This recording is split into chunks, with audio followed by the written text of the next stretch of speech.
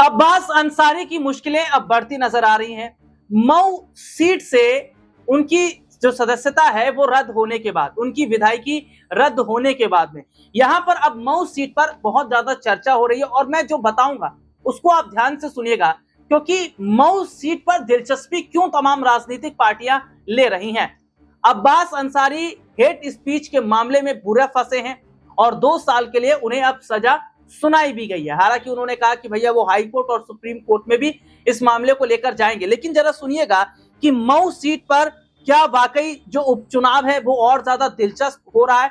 और यहां पर क्या मऊ सीट की मैं बात करूं तो यहां से अंसारी परिवार ही चुनाव लड़ता नजर आएगा। सुनिएगा, अब्बास अंसारी की सदस्यता रद्द होते ही इस सीट पर काफी चर्चा अब हो रही है।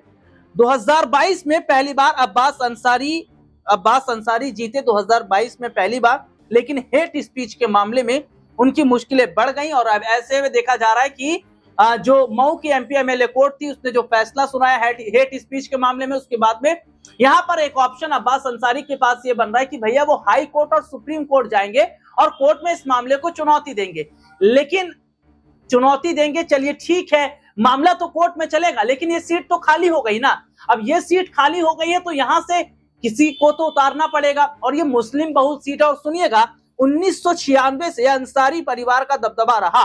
2022 में अब्बास अंसारी ने सुभाषपा सपा गठबंधन से जीत हासिल की, यानी 1996 से अगर मैं बात करूं तो इस सीट पर अंसारी परिवार का दबदबा रहा है।